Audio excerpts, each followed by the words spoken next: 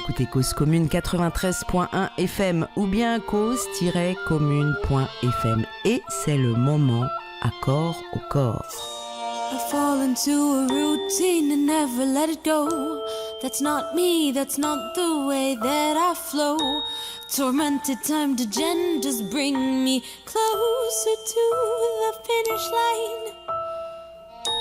A needle in a haystack, they told me I should find. Guess healing's not easy to come by. Till then I wallow through my seams that I've stitched up together many times. Oh, none of life is temporary, though some of it's preliminary. For all the things you're gonna fix and wanna change again. Improve upon the hate you barricaded yourself in.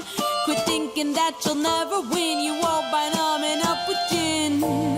Healing, healing, healing hurts. Healing, healing. Chers auditrices, nos corps sont des forêts. Bonjour Gabriel. Bonjour Corinne. Merci beaucoup d'être dans nos studios. Pour les auditrices de Cause Commune, Gabriel Matip, tu as 48 ans, tu es né en Afrique, au Cameroun. C'est cela. Et en ce moment, tu vis au Pérou. My room was full of empty, I didn't know what to do. But now I write songs and cook myself food. I feel lonely in a mob, I just wanna be alone. Cause now I can breathe in my own home. And none of life is temporary, though some of it's preliminary. For all the things you're gonna fix and wanna change again. Improve upon the hate you barricaded yourself in. Quit thinking that you'll never win. You won't by numbing up with gin. Healing, healing, healing hurts. Healing, healing, healing hurts. Healing, healing, healing makes me burst.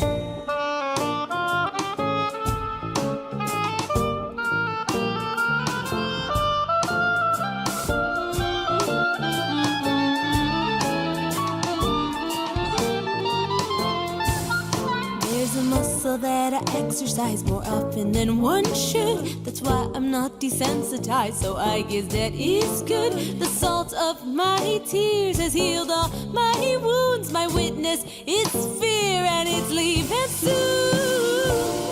Healing, healing, healing's gone. Healing, healing, healing's gone.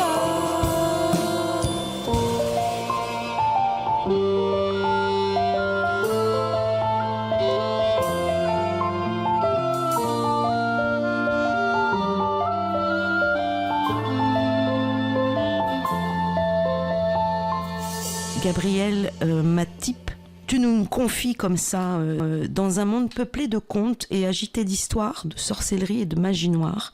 Mon père était destiné à hériter du pouvoir occulte de mes ancêtres et devenir le chaman de sa génération. Mais il était trop jeune lorsque la chose se présenta. Enfant, je fus sidéré par la figure du Christ, réveillé de mon sommeil dogmatique à l'adolescence, par le marteau de Nietzsche, détaché ensuite de moi-même par le sourire de Bouddha, et réconcilié à mes corps par le yoga. Si je devais emporter un seul livre sur une île déserte, ce serait les Yoga Sutras de Patanjali. On va découvrir un parcours très hybride avec toi, de comment justement on transforme, on prend soin de soi dans un espèce de va-et-vient avec des techniques qui sont somatiques, qui ont lien avec le corps. Quels sont les outils que tu as trouvés sur ton chemin? Et ce qui me paraissait très très intéressant, c'est que étant africain et peut-être directement né dans une tradition, dans un milieu de cet art de guérir, tu as eu besoin d'ouvrir, de sortir d'un certain enfermement dans lequel tu te trouvais et d'aller même voir ailleurs, bien ailleurs, en Amérique du Sud et notamment au Pérou. Et c'est le lien qu'on a.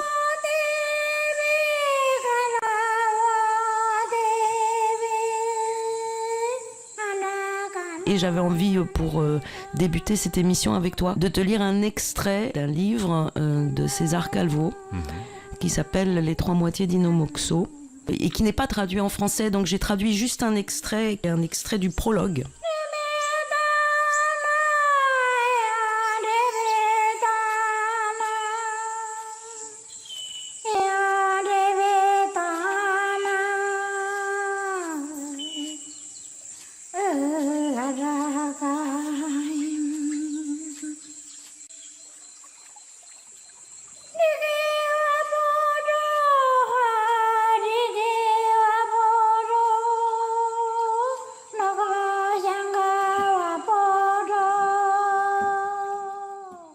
Inomoxo énumère ce qui appartient à l'air.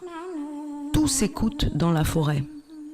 Non seulement le cri du singe, non seulement le son des poissons, non seulement les couleuvres, les vipères, tous les animaux, les insectes, les plantes, les végétaux, les fleurs. Tous et toutes sonnent, de même que les pierres. Et plus que tout, sonnent les pas des animaux que nous avons été avant d'être humains. Les pas des pierres, des plantes et des choses que chaque humain a été. Et aussi ce qu'on a entendu avant. Tout cela sonne dans la nuit de la forêt. À l'intérieur de nous-mêmes sonne, dans les souvenirs, ce que nous avons entendu tout au long de la vie. Danse et flûte, et promesses, et mensonges, et peurs, et confessions, et cris de guerre, et gémissements de l'amour. Voix agonisantes que nous avons été ou que nous avons seulement écoutées. Histoire certaine, histoire de demain. Parce que tout ce qu'on va entendre, tout sonne, anticipé, dans la nuit de la forêt. Dans la forêt. Dans la forêt qui sonne au milieu de la nuit. La mémoire est plus, beaucoup plus, tu le sais ? La vraie mémoire conserve aussi ce qui est pour venir. Et aussi jusqu'à ce qui jamais n'arrivera. Elle conserve. Imagine-toi. Imagine. Rien de plus. Imagine. Qui va pouvoir tout entendre, dis-moi ? Qui va pouvoir tout entendre d'un coup et le croire ?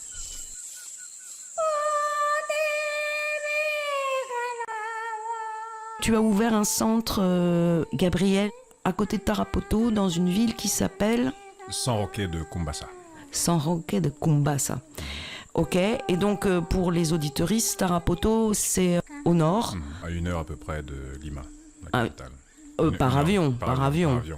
Voilà, il faut dire que ça, parce que les gens l'ignorent, mais en fait, il n'y a pas d'autre moyen d'aller en Amazonie depuis Lima. On peut arriver, bien sûr, dans l'Amazonie par l'Amazone, mais pas en partant de Lima. Donc, effectivement, les Liméniens prennent l'avion pour aller soit à Iquitos, soit à Tarapoto, parce que c'est pas accessible directement par la route. Il faut passer par le fleuve. Pour Iquitos, c'est le cas, mais pour Tarapoto...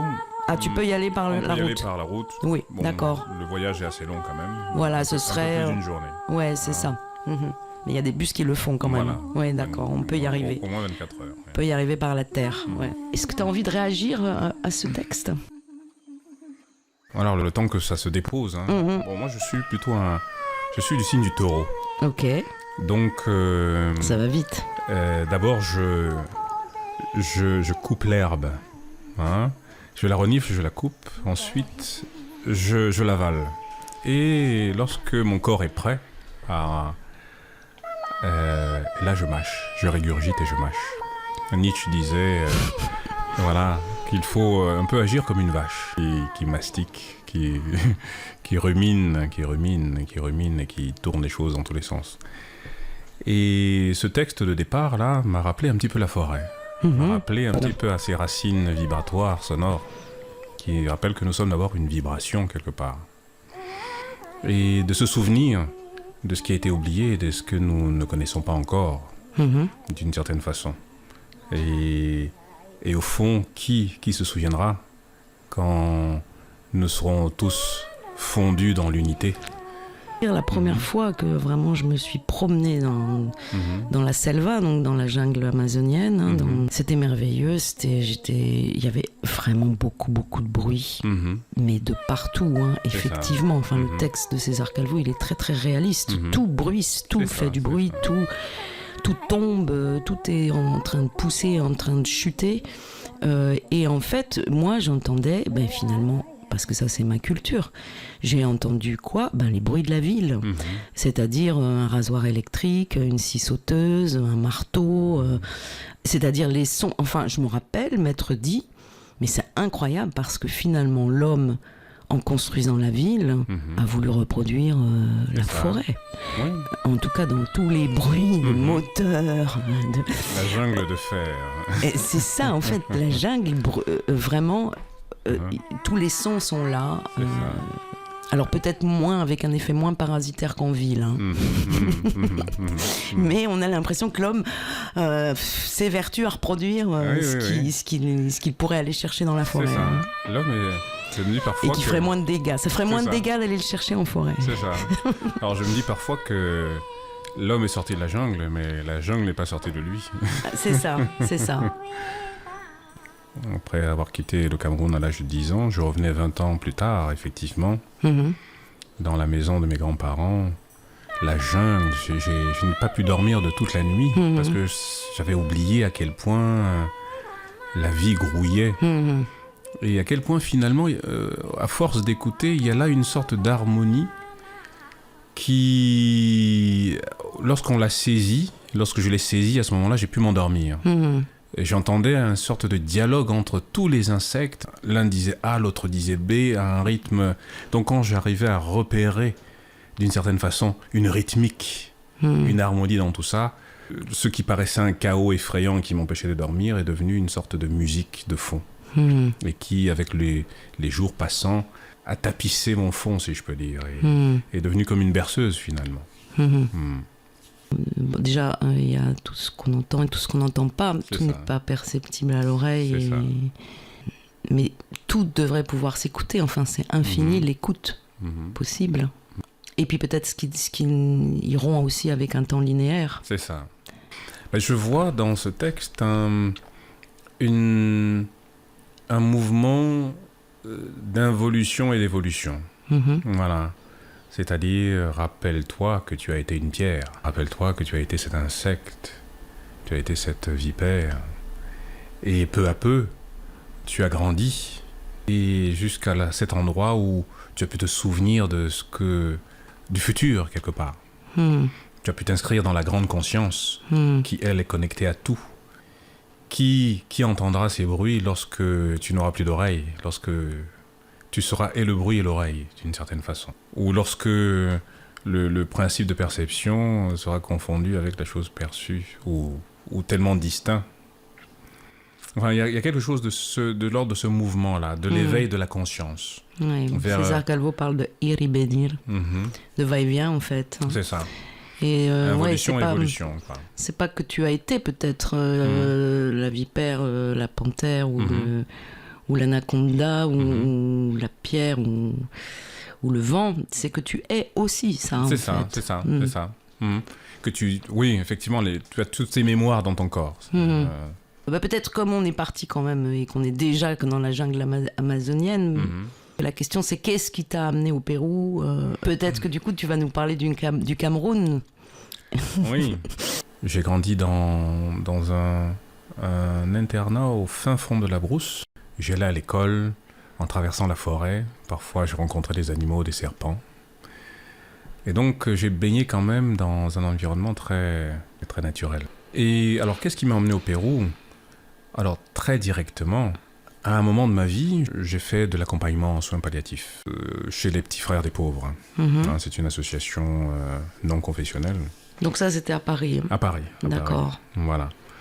Donc, à force d'accompagner les personnes en fin de vie, la question de la mort est devenue pour moi très, très présente. Et de fil en aiguille, je me suis intéressé à la mort, puis à la question des expériences de mort imminente. J'ai commencé un petit peu à écouter des reportages. Et là aussi, je tombe sur un reportage concernant l'ayahuasca. Et c'est une plante péruvienne Une liane. Ouais. Une liane, voilà. Et dans ce reportage, il était dit que il est possible de faire des expériences de mort imminente en prenant cette plante. Alors, les expériences de mort imminente m'ont intéressé dans le sens où elles m'ont vraiment ouvert le ciel, si je peux dire. À travers ces témoignages qui étaient vraiment très très prenants, j'ai compris qu'il y avait un au-delà. En tout cas, j'ai admis la possibilité d'une vie après la mort et d'un au-delà, d'une autre dimension. Cet intérêt pour l'expérience de mort imminente m'a arraché vraiment de mon matérialisme inconscient. D'autant qu'à travers mes accompagnements en soins palliatifs, il s'est produit un certain nombre de phénomènes que la science seule ne pouvait pas expliquer. Donc le Pérou, ça a été... Comme par exemple le fait à un moment de savoir quand une personne va mourir. D'accord. De sentir, de voir qu'elle part vraiment. Voilà, de sentir que quelque part, elle est déjà morte, mais il y a encore quelque chose qui est là. Des connexions fortes. C'est-à-dire, j'ai pu parfois accompagner des personnes en les rencontrant 10 secondes. Et pendant ces 10 secondes, c'était, si je peux dire, 10 secondes d'éternité. Vraiment. Où il s'est passé tellement de choses. Ce qui se répercutait même dans mes rêves. Donc, toutes ces choses un peu inexplicables qui ont fini d'entamer mon matérialisme, bien que je n'ai jamais vraiment été un matérialiste forcené, mais je dirais mon matérialisme inconscient. Donc le Pérou a été un peu préparé par ces choses et bien d'autres encore. Hein. D'accord, alors c'est étonnant pour moi. Alors c'est vrai que l'ayahuasca, on l'appelle aussi la soga de los muertos, et que donc ce qui veut dire la liane ou la corde ou la liane des âmes ou des âmes ou des morts ou voire même des cadavres. Certains le traduisent comme ça. D'autres pensent que Aya c'est juste l'amertume et Huasca c'est la liane et Aya c'est juste l'amertume. Et effectivement c'est un breuvage composé de plusieurs substances, pas seulement de cette liane, que les curanderos, les guérisseurs concoctent comme ça, font cuire pendant des heures, et qui a donc des propriétés hallucinogènes effectivement. L'ayahuasca, j'avais jamais relié ça avec l'expérience de la mort imminente. Pour moi, c'était quelque chose qui te fait faire un chemin, guidé plus ou moins, avec plus ou moins de résonance. Ce sont des sessions vraiment curatives en fait, thérapeutiques. Voilà. Alors effectivement, c'est proche de ce que l'on appelle comme ça, et qui est très vaste parce qu'il y en a plein de formes de dissociation possibles. Effectivement, ça te dissocie, ça te permet de t'observer toi-même ou d'être en observation, même si tu pars dans des champs de conscience et dans des visions assez hallucinantes, effectivement. Mais je ne le reliais pas à l'expérience réelle de la mort imminente. Voilà. Donc c'est intéressant que tu perçoives comme ça. Alors, je pense que mon esprit avait besoin de faire cette connexion pour s'intéresser à l'ayahuasca. Alors, là où je vois le lien, c'est à travers les témoignages, par exemple, des personnes qui font cette expérience de mort imminente, vraiment une expansion du champ de la conscience. Par exemple, la rencontre d'êtres spirituels, la rencontre de la nécessité de l'amour, de l'urgence d'aimer d'une certaine façon, et cette transformation qui suit ces expériences. Voilà. Donc c'est un peu la mort de l'ego, si je peux dire, par rapport aux expériences de mort imminente où vraiment le corps tombe dans un coma profond et où le corps ne fonctionne plus du tout. Alors qu'avec l'ayahuasca, le mental est toujours là, le corps est toujours là, à part qu'il y a cette connexion particulière. Alors on pourrait parler de dissociation, mais on peut aussi parler d'association, parce qu'il y a un sentiment d'unité parfait, pour certaines personnes en tout cas, dans ces expériences. Certaines personnes sentent vraiment l'unité avec le sentiment du tout. Ils font cette expérience du tout. Ils peuvent entendre couler la sève. Certaines personnes peuvent entendre couler la sève dans un arbre. Tout à fait. Entendre les pas d'une fourmi. Donc, ça ouvre le spectre de la perception, en fait. Exactement. Dans un premier temps, je crois qu'on se rend compte juste qu'on est... c'est l'iceberg, hein, que en fait nos sens perçoivent que le dessus, et donc ça ouvre un peu le spectre. C'est ça. Et de ce fait, ça fait prendre conscience que, effectivement, comme le texte le dit très bien, c'est qu'on peut pas... Qui pourra tout entendre, mais voilà. Mais ce qui n'empêche pas de reconnaître qu'il y a de l'invisible. C'est ça. Et je dirais même de l'invisibiliser. Le cerveau est un filtre. Alors, Olivier Chambon le décrit très bien. C'est un psychiatre qui s'est aussi beaucoup intéressé, qui s'intéresse beaucoup à ce monde chamanique. Oui, pour les auditeuristes, Olivier Chambon a été évoqué dans l'émission sur les champignons, en fait. Remède des poisons. Et j'avais lu des textes de lui, effectivement, parce que c'est quelqu'un qui se bat aujourd'hui. Par exemple, là, on est en train de parler d'une substance qui n'est pas légale ici en France, qui a été légalisée depuis peu au Pérou comme plante sacrée, et qui est toléré et contrôlé par exemple aux États-Unis ou au Canada, dans sa prise et dans la façon de... Voilà, c'est quelque chose de surveillé parce que c'est considéré comme un stupéfiant, et notamment en France. Donc on peut pas effectivement... voilà, comme d'autres plantes, hein, d'autres plantes qui pourraient être très thérapeutiques. On parlait ensemble, hein, quand on a préparé cette émission, de l'Artemisia. Enfin là, on n'a même plus le droit en France, là, depuis très peu de temps, hein, d'en planter dans son jardin. Ça veut dire qu'en fait, il y a tout un lobby finalement contre l'usage des plantes naturellement, contre l'herboristerie, tout simplement. Contre la nature. La nature. Il y a une dimension aussi que tu m'as partagée, c'est qu'une fois qu'on vit ce genre d'expérience, il y a peut-être et c'est là où je vais essayer encore de te ramener au Cameroun, il y a peut-être comme un désir de partager, de transmettre, ou presque une mission aussi. Est-ce que tu peux... tu es né donc dans une famille où il y a transmission de ce don d'un don de guérison? Alors, disons que dans ma famille, il y a dans chaque génération une personne qui va hériter des reliques des ancêtres. D'accord. Et ces reliques sont censées posséder... C'est des reliques, vraiment des objets, en fait? Oui, des ossements même. D'accord. De personnages illustres de la famille. Et ces ossements sont contenus dans un sac qui est transmis de génération en génération à une personne qui a été élue comme digne de les porter, d'une certaine façon. D'accord. Et cela est censé donner à cette personne un certain pouvoir occulte. Après, selon la conscience de la personne, ça peut être un pouvoir de guérison ou de destruction, ou les deux. Et donc voilà, il y a cette pratique dans ma famille. Hein, ça s'appelle le mbombok. C'est ce qui est transmis. Le mbombok, c'est un peu le nom du chaman local. Hein. D'accord. C'est un mélange de sagesse, de guérison, de sorcellerie. Enfin, en tout cas, c'est un titre qui signifie que ce personnage-là porte un peu le titre de chaman de la famille. Alors, je découvre aussi que pour toi, il y a cette distinction entre, on va dire, la magie blanche et la magie noire. Enfin, donc la magie, on va dire... Je sais pas, justement, moi, j'en sais rien, et que tu l'as même retrouvé au Pérou, ce que moi, j'ai jamais senti, en fait, et dans la distinction entre un brujo et un curandero. Alors, est-ce que ça vient pas aussi de ceux qui s'adressent à eux, qui, effectivement, en Afrique comme en Amazonie, hein, c'est des personnes... Le maître chaman, c'est celui qui a le plus d'expérience, et il est toujours en train d'initier. Voilà, il a un certain nombre il est entouré, aidé et soutenu par un certain nombre de personnes qui choisissent de s'initier. Est-ce qu'ils ont des liens familiaux? Je ne suis pas sûre, j'en sais rien. Dans le chamanisme amazonien, ça peut être une question. Tu as peut-être la réponse. Ce que j'ai pu constater au Pérou, en tout cas, c'est que certaines tribus, enfin en tout cas, ça dépend vraiment des personnes. Il y a des personnes qui transmettent volontiers leur savoir.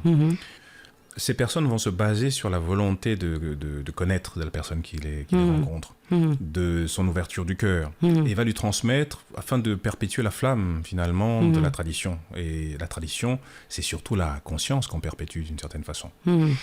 Et d'autres, ou des tribus, qui vont avoir tendance à garder un petit peu leur savoir comme un fonds de commerce qu'il s'agit de gérer et qu'il ne s'agit pas, moi venant d'Afrique, quand je voulais apprendre un petit peu auprès de certains chipibos, j'entendais dire mais pourquoi tu veux lui donner, enfin j'entendais un cousin dire à celui à qui je demandais mais pourquoi tu lui donnes notre savoir, c'est à nous.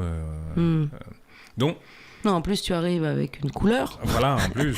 Parce qu'il y a beaucoup. Il y a beaucoup. Alors là, pour le coup, il y a beaucoup de racisme au Pérou. Et c'est une société qui est vraiment organisée par couleur, par même de façon régionale. Oui, alors en tout cas, ça accentue le fait que je ne suis pas du coin. C'est clair.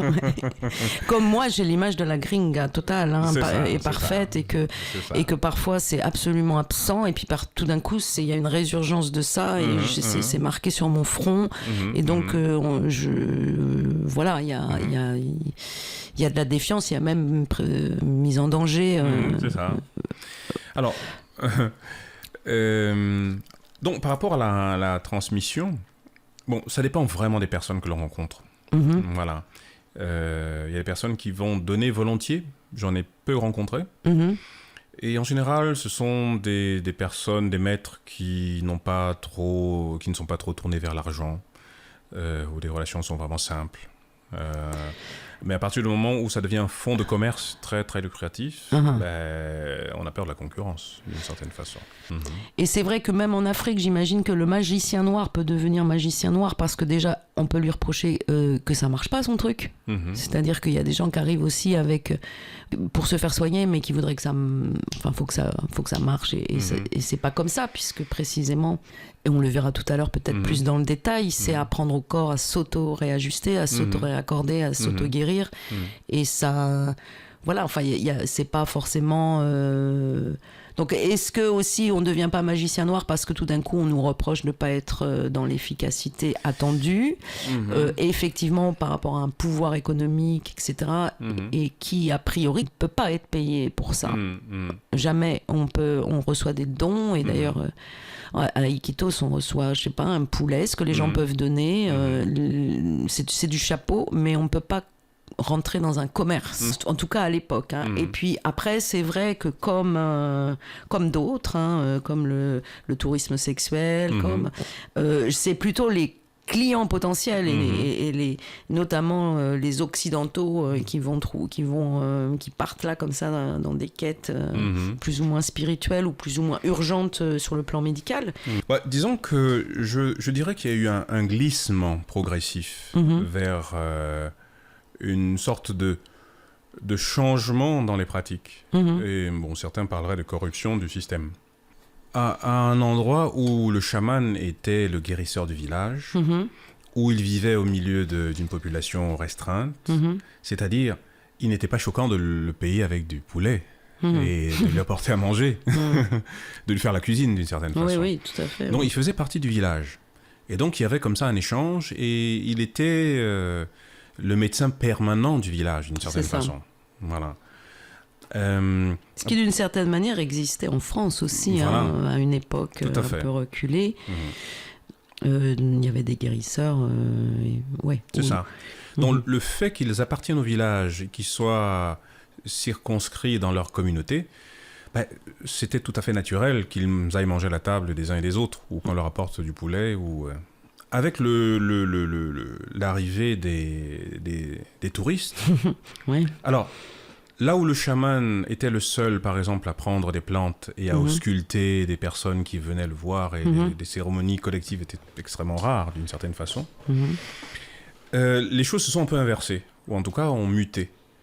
Et les touristes, forts de ces mouvements New Age, etc., sont venus avec l'envie eux-mêmes de vivre l'expérience interne du chaman. Donc il a fallu que le chaman investisse, fasse des constructions, des lieux pour recevoir les personnes, etc. Et donc, on est sorti du cadre familial du grand-père qui nous soigne et à qui on apporte des cadeaux de temps en temps, en plus de notre affection, à l'étranger qui va venir acheter un service et repartir illico. Donc, voilà. Avec des nuances et des nuances positives. Hein. Bien Moi, sûr, bien sûr. J'enlève pas Bien sûr. le fait que ça peut être tout à fait... Mais je décris simplement... Tout à fait merveilleux de prendre du temps, d'aller là-bas, Tout à fait.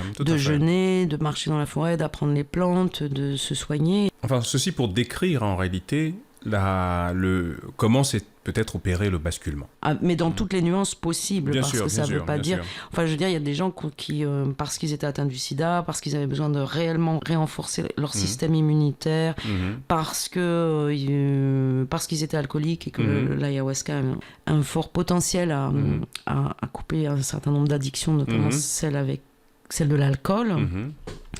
Voilà, c'est des chemins qui sont éventuellement possibles, mais c'est vrai qu'il y a des dérives. Alors, en décrivant la mutation, je ne mets pas forcément l'accent sur la dérive, mais vraiment simplement sur la mutation. Parce que le mercantilisme ne signifie pas nécessairement corruption. Hein. Parce que oui, pour recevoir des personnes, il faut des infrastructures, il faut être juste en réalité, avec tout le monde. Il faut être juste avec celui qui met à disposition un service. Et enfin, il y a un échange, ça part aussi d'un accord. Et les dérives, comme il peut y en avoir, mais il peut y avoir aussi effectivement, comme partout, c'est comme tout, il y a de bon, il y a du bon et de très bonnes choses, et il y a aussi des choses discutables. Le chaman, il était un peu protégé parce que c'était quand même quelqu'un qui s'éveillait à une hypersensibilité, qui prenait des substances pour avoir des visions, donc qui se fragilisait aussi, parce que tout n'est pas... Voilà, et qu'on protégeait dans sa quête, qu'on protégeait dans sa connaissance, dans son savoir, qu'on respectait, en fait, puissamment. Et c'est vrai que les dernières fois où j'ai été à Iquitos, j'ai rencontré des gens qui me disaient, mais là, on me demande de faire 3 sessions par semaine, mais c'est impossible, je peux pas, en fait. J'avais vu qu'il y avait une espèce d'accélération, et que parce que les gens ont besoin de vivre, d'argent, de manger, qui ont des familles, peut-être acceptaient de dépasser des limites.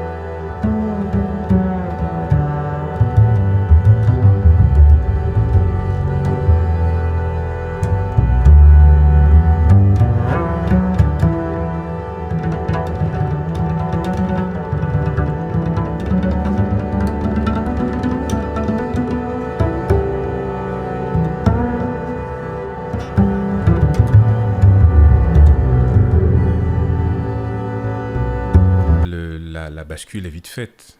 Parce que, effectivement, dans cette logique c'est une sorte de... On peut tomber dans une sorte de fuite en avant. Moi, j'ai vu des gens qui faisaient pendant 15 jours une session d'ayahuasca tous les jours. Et c'est juste dangereux, en réalité. Tu peux nous expliquer pourquoi ? Bon, disons que... En réalité, il faut connaître le fonctionnement de l'ayahuasca pour comprendre en quelle mesure il est absurde. Il peut être absurde d'en prendre de manière aussi intense, démesurée. Ouais. En réalité, si on considère que le cerveau est une sorte de filtre, l'ayahuasca vient ouvrir la glande pinéale et nous permettre de recevoir un certain nombre d'informations sur nos fonctionnements, sur nos interactions, etc. Basiquement, l'ayahuasca est composé de 2 plantes. Oui. Une liane et une feuille, si je peux dire. La liane porte aussi le nom ayahuasca. Et la feuille, c'est un arbuste qui s'appelle chacruna. Donc l'ayahuasca... C'est la réaction chimique des 2, en fait, qui est cuisinée là. Alors, l'ayahuasca porte le nom de la liane et du breuvage tout entier. C'est ça. Voilà. Et dans ce breuvage, chaque plante a sa fonction. Disons que, tout à fait naturellement, le foie a tendance à détruire la DMT, une substance qui est produite par la glande pinéale et qui circule dans le corps. Et le foie, naturellement, la détruit.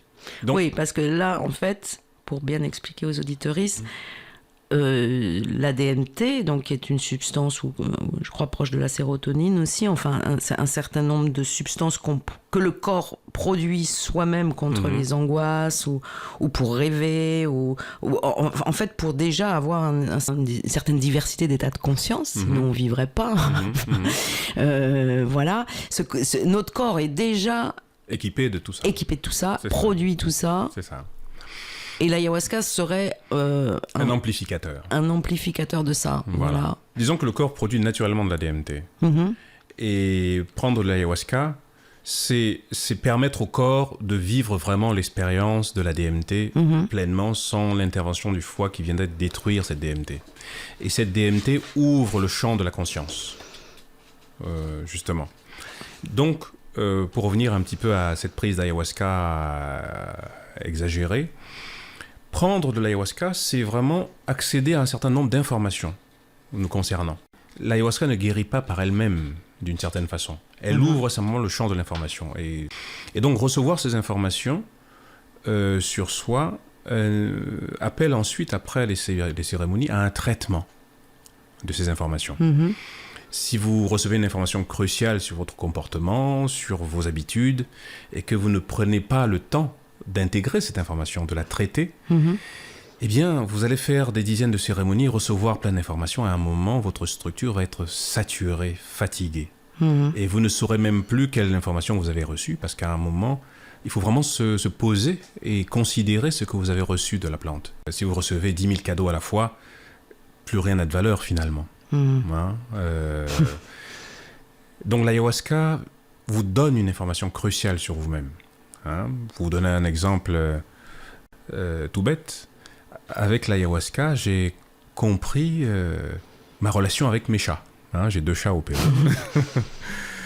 Et enfant en Afrique, les chats sont un peu considérés, les animaux sont un peu considérés comme des objets. On leur lance des cailloux, on leur court après. Et sous ayahuasca, l'ayahuasca m'a montré, tiens, regarde, tes chats sont encore tout petits, ils sont encore tout jeunes. Prends soin d'eux. Regarde, ils sont... Et vraiment, j'ai vu que mes chats étaient encore tout petits. Que c'était vraiment des êtres sensibles et qu'il fallait que je fasse attention à eux. Donc l'ayahuasca donne ce genre d'information. Donc c'est une information qu'il faut prendre très au sérieux, pas simplement comme... Vous voyez, et donc j'ai pris le temps de considérer cette information. Si j'avais enchaîné avec une autre séance, avec d'autres informations, etc., peut-être que cette information se serait perdue dans la masse.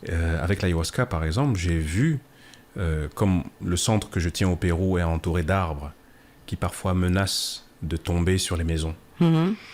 Donc j'ai dû, malheureusement, à la tronçonneuse, couper un arbre. Alors je pensais avoir fait... suffisamment, profondément, un rituel pour demander pardon à l'arbre, lui dire de retirer son énergie, que j'allais couper cet arbre, souffler du tabac dessus. Donc j'ai coupé cet arbre. Et il se trouve que le soir même, j'ai fait une cérémonie d'ayahuasca. Et vraiment, dans cette cérémonie d'ayahuasca, je me suis vu comme un meurtrier. C'est-à-dire que je voyais la sciure du bois répandue sur le sol comme un être qui avait répandu son sang. Vraiment, j'ai vu combien mon rituel, finalement, n'avait pas été assez profond pour que ça ne m'imprègne pas comme si j'avais commis un crime, d'une certaine façon. Donc, l'ayahuasca donne ce genre d'informations sur notre façon d'être, sur notre façon de vivre, notre niveau de conscience quand nous faisons les choses. Et cette information, depuis que j'ai vécu cette cérémonie, je n'ai plus jamais pu couper un arbre. Et d'ailleurs, ma tronçonneuse, comme par hasard, est tombée en panne. En tout cas, quand j'essaie de l'allumer, elle ne marche pas. Je l'emmène chez le réparateur, elle marche parfaitement. Je reviens au centre, elle ne marche toujours pas. D'accord. Enfin, des phénomènes un peu étranges. Donc, pour dire que prendre l'ayahuasca, il doit s'en suivre une profonde méditation sur l'information qu'on a reçue. Et j'ai envie de dire à chaque personne qui prend l'ayahuasca, quelle information as-tu reçue dans cette cérémonie ? Parce que nécessairement, tu dois avoir reçu une information. Et comment envisages-tu de la traiter ? La prends-tu au sérieux ? Acceptes-tu cette information ? Donc, faire 10 cérémonies d'affilée, pour moi en tout cas... C'est empêcher les réverbérations aussi, parce qu'en fait, ça réverbère pendant très très très longtemps, même sur des années. C'est ça. Et je reviens encore au texte... aux premières paroles d'Ino Moxo dans César Calvo, dans Les Trois Moitiés, c'est pas linéaire, et donc ça peut te revenir même 10, 15 ans après. C'est une vibration qui est voilà, enfin, c'est quelque chose qui te transforme suffisamment profondément pour avoir une espèce de vibration, de réverbération, d'écho pendant très très longtemps. Ouais. Et les plantes sont assez méthodiques dans leur travail en réalité. Elles donnent des informations petit à petit. Et le danger que j'ai pu voir chez des personnes qui prennent l'ayahuasca, par exemple, de manière sauvage, c'est que... C'est-à-dire sans guide, Sans guide, ou avec un guide, mais de manière exagérée. C'est qu'à la fin, elles vont recevoir tellement d'informations et de chocs et de dévoilements que ça va être pire que mieux. Parce que leur structure n'a pas été préparée et n'a pas eu le temps de digérer. Vous voyez, c'est comme si on gavait une oie. À un moment, le foie devient gras. J'ai tout dit, tout dit. J'ai terminé ma phrase, tout dit. J'ai tout dit, tout dit. C'est gravé dans le marbre, tout dit. Hey, tout dit, si, tout dit, tout dit, ça, tout dit. Tu veux que l'on se parle, tout dit. Oh, ma sœur Hildegarde, tout dit. Je, tout dit, suis, tout dit. Le, tout dit, bruit, tout dit. Des oiseaux dans les arbres, tout dit. J'ai, tout dit, tout dit. J'ai fui à la hussarde, tout dit. J'ai tout dit, tout dit. Et les rats m'ont suivi, tout dit. Hey, tout dit, si, tout dit, ma, tout dit, sœur, tout dit. Tu as peur pour ma vie, tout dit. Oh, ma sœur Hildegarde, tout dit. Je, tout dit, suis, tout dit. Le, tout dit. Bruit, tout dit. De la pluie dans les arbres, tout dit. J'ai, tout dit. J'ai rompu le charme, tout dit. J'ai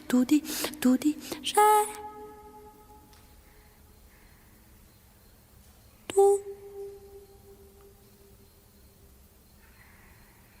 dit. Maintenant je vous regarde, tout dit. Hey, tout dit, si, tout dit, ma, tout dit, ça, tout dit. Tu veux sécher mes larmes, tout dit. Oh, ma sœur Hildegarde, tout dit. Je, tout dit, suis, tout dit. Le, tout dit, bruit, tout dit. Du vent dans les arbres, tout dit. Hey, tout dit, si, tout dit, ma, tout dit, sœur, tout dit. Tu donnes un jour ton cœur, tout dit. Oh, ma ma sœur, prends garde. Tout dit, tout dit, tout dit, tout dit, tout dit, pas, tout dit, ou tu mourras d'ennui.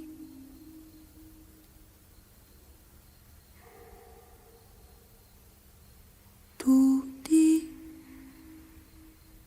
Cause commune à Paris, 93 ans en FM et sur le bloc 9A du DAB+. J'ai compris qu'il fallait vraiment préparer la personne à prendre les plantes, à l'aider d'abord à rencontrer sa structure, à nettoyer cette structure, et qu'ensuite les plantes pouvaient avancer sur un chemin nettoyé au maximum. Voilà. Je vois des gens, par exemple, qui disent parler aux arbres, être connectés, mais qui ne savent pas qui est leur père, qui est leur mère. Pourquoi les relations sont si tendues avec leur famille. Donc, parler aux arbres et ne pas savoir qui est ton père ou ta mère, c'est un peu compliqué. Hein, c'est un peu plané d'une certaine façon. Pour moi, pour préciser, la médecine est d'abord purge, c'est-à-dire nettoyage, parce que la purge permet de libérer le potentiel qui est inhibé par tout ce que nous avons emmagasiné, par tous les conditionnements et tous les ancrages. Donc il s'agit d'abord à la base de purger tous les ancrages et tous les déterminismes bloquants. Donc l'hypnose permet, c'est un travail de purge émotionnelle, par exemple, une personne qui a été abusée, l'hypnose permet de purger l'émotion, de retrouver par exemple cette situation et de purger cette émotion. Abus ou autre agression ou relation très difficile ou séparation ou deuil. Donc une fois que la personne a purgé ces émotions avec l'hypnose, sur le plan psychique et souvent spirituel, vient une autre purge, c'est-à-dire avec le tabac, avec les plantes, qui vont chercher de manière encore plus profonde, là où le mental n'a même pas pu avoir conscience qu'il s'est passé quelque chose. Purge de tabac tout d'abord, hein, et le tabac a cette vertu d'ancrer aussi, hein, et de structurer la personne et de la... Alors, quand tu parles de tabac, parce que donc là-bas, en tout cas à Iquitos, il y a un tabac très très brun, très fort, qui s'appelle le mapacho, je crois. C'est ça. Et que effectivement, dans les cérémonies, on fume beaucoup, dans le cercle qu'on forme dans la séance, et qui aide effectivement à ce que la séance continue à cheminer. C'est ça. Le guide ou le curandero, il peut soplar, non? Tu peux expliquer un peu ça très concrètement? Alors, tu le fais, tu le pratiques? Alors, je le pratique un petit peu, mais je ne suis pas... J'ai un ami avec qui je travaille justement, qui est chaman, c'est Bruno, San Roque, sa spécialité, c'est vraiment souffler le tabac. Ok. Alors, le tabac, à fumer, à avaler, c'est un poison. À boire, c'est une médecine. À souffler, c'est une médecine. Ok. Donc, le tabac est une médecine très puissante qui est utilisée dans beaucoup de cultures. Et sur le plan des cérémonies et sur le plan chamanique, il permet vraiment de nettoyer énergétiquement les personnes. Il permet pendant les cérémonies par exemple, d'obscurcir la vue des entités qui voudraient s'immiscer dans la cérémonie. Hein? Par exemple. C'est une protection en réalité. Il permet d'embrumer un petit peu les entités qui voudraient attaquer les officiants ou les participants. Hein? Parce que donc il y a cette croyance-là qu'on peut être attaqué par des visions, on va dire, par des... Alors, disons que pour pratiquer le chamanisme, c'est adhérer à l'idée que, consciemment ou non, hein, enfin que l'on y adhère ou pas, il existe un monde, une réalité spirituelle peuplée d'entités. Hein, plus ou moins bénéfiques, plus ou moins nocives. Voilà. Une entité peut être définie comme soit un champ d'information, soit un être vraiment qui a une existence sur le plan subtil et qui peut s'accrocher qui peut s'accrocher à vous et entretenir votre malaise. En appliquant le magnétisme, j'appelle l'entité Et l'entité apparaît vraiment à travers sa bouche et se met à parler à travers sa bouche comme si une personne autonome en réalité. Et à ce moment-là, la patiente voit qui est cette entité. En fait, cette entité, non seulement parce qu'elle n'a pas pu retrouver son corps, et parce qu'à travers cette vibration, elle a trouvé un corps qui vibrait ce qu'elle vibrait à ce moment-là. Et extraire cette entité revenait en quelque sorte à faire une sorte de faire un peu le passeur d'une certaine façon. Et toi, tu les repères de façon très concrète parce que la personne va se mettre à parler et que tu sens bien que c'est pas sa voix. Voilà. Enfin, est-ce que tu peux nous donner un peu qu'est-ce qui les rend si concrètes pour toi? Alors, ce qui les rend concrètes, c'est à un moment, la patiente va changer de comportement. Voilà. Elle va... Comme si elle était en psychodrame ou... Voilà. C'est vraiment comme si, un peu comme ces histoires de personnalités multiples, hein, qui peuvent être expliquées un peu sous l'angle de l'entité, hein, d'une certaine façon. Comme si plusieurs entités avaient colonisé une personne et chacune prenait un petit peu à tour de rôle le contrôle de la personne. Donc, à ce moment-là, il y a comme un changement dans la personnalité de la personne. De toute façon, on est quand même des êtres de multi-personnalités. Oui, bien entendu. On a plusieurs voix et qu'on n'a pas forcément choisies, effectivement, qui nous sont peut-être imposées par notre propre histoire, c'est ça. Par nos relations, qui ne sont pas forcément libérées, mais on n'a pas qu'un visage. C'est ça, bien sûr. Il est toujours à souhaiter que ces visages concourent à un projet qui ne nous nuise pas. L'entité devient nocive quand vraiment elle nous entretient dans l'obscurité et dans la souffrance. Donc oui, je peux voir à travers, selon parfois que je suis sous ayahuasca ou pas, je peux voir très concrètement, vraiment, sur le visage de la personne, sur le visage d'une femme, je peux tout à coup voir apparaître le visage d'un homme. D'accord. Hein, comme un hologramme qui tout à coup recouvrirait le visage de la personne. Comme une projection vidéo. Comme une projection vidéo, voilà. Donc c'est très concret, en réalité, malgré les apparences. Et donc les prises de l'ayahuasca ou d'autres substances, parce que tu m'as dit que tu travaillais pas qu'avec de l'ayahuasca, qu'il y avait d'autres choses, t'aident à visualiser ça, t'aident à soigner l'autre. Voilà. Elles me permettent à moi-même de me décaler un petit peu de moi, hein, de m'abstraire aussi de mes propres... parce que bon, le chaman est une personne.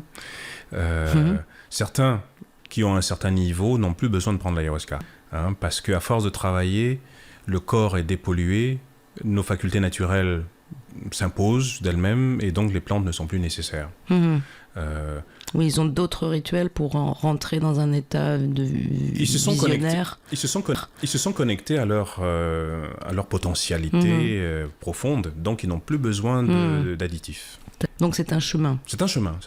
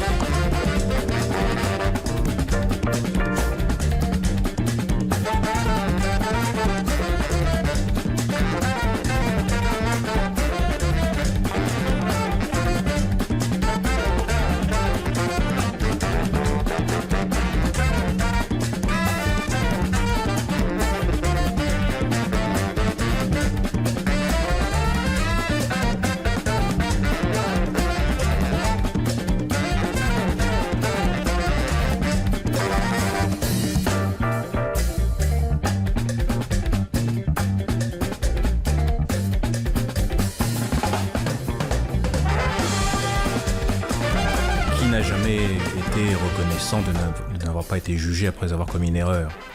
Le non-jugement guérit profondément.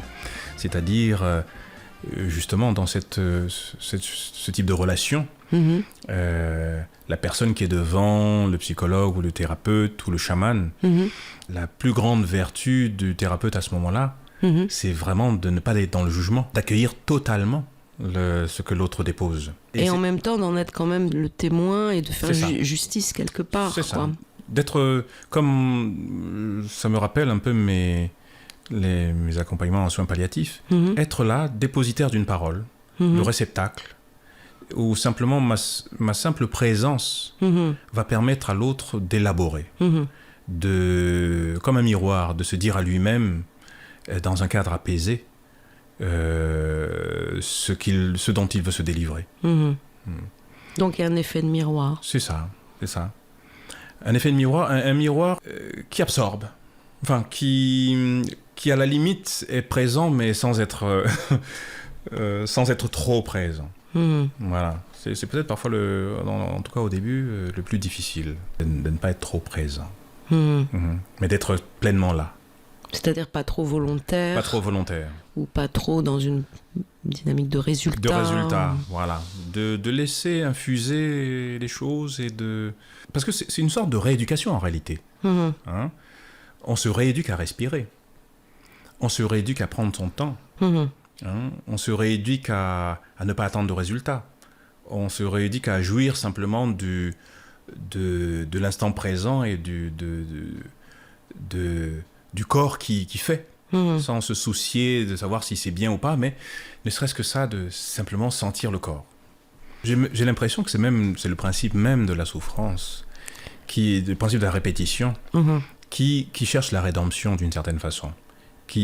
La répétition qui cherche l'oreille assez attentive pour ne pas la juger, pour lui permettre de passer le gué. Donc c'est une sorte de rééducation à la gratuité, quelque part.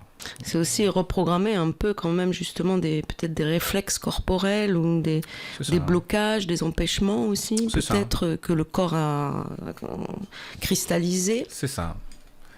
Et pour cela, la respiration, pour moi, est un peu la colonne vertébrale de tout cela. C'est vraiment... je l'ai appris avec la méditation Vipassana. La respiration est vraiment la jonction entre ce qu'on pourrait appeler le corps et l'esprit, quand on les distingue. C'est la respiration. C'est par la respiration que l'esprit parle au corps, d'une certaine façon. Et quand la respiration est bloquée, l'esprit tousse et le corps tombe malade, d'une certaine façon. C'est la respiration qui permet à la personne de se reconnecter à son système de représentation. Une personne qui ne visualise pas bien, au départ, par exemple en hypnose, je veux dire, respire profondément. Parce qu'une personne qui ne visualise pas bien, souvent, en tout cas dans mon expérience, c'est soit une personne qui a consommé des drogues dures, soit une personne qui a parfois connu un burn-out, soit parfois une personne qui a connu une dépression, où son système de représentation a été un peu malmené. Et la respiration permet peu à peu, séance après séance, de redonner corps à l'univers symbolique, aux images internes. Et c'est une sorte d'état de transe. Nous travaillons avec les images internes. La visualisation, on sait que la visualisation, c'est très important. Visualisez vos désirs et, si je peux dire, ils se réalisent. D'une certaine façon. Et vous donnez par là, c'est le langage du cerveau, vous donnez par là, c'est l'alphabet du cerveau finalement, les symboles. Et c'est par là que vous donnez à votre cerveau des instructions le plus claires possible.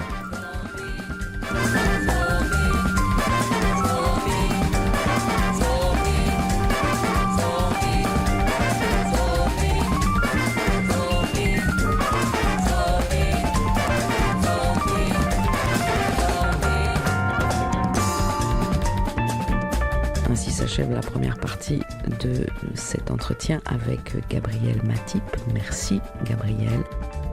Chers auditrices, belle écoute de la seconde partie, car après l'ayahuasca et les plantes sacrées, Gabriel va évoquer pour nous l'importance de textes fondateurs, des récits mythiques, des contes transgénérationnels dans la façon dont il envisage une cure et dans sa pratique initiatique. Donc, rendez-vous dans l'Accord au corps numéro 16. Et n'hésitez pas à partager vos réflexions, vos questions, vos commentaires sur le chat de l'émission Accord au corps, cause-commune.fm. Allez, au plaisir et à très vite.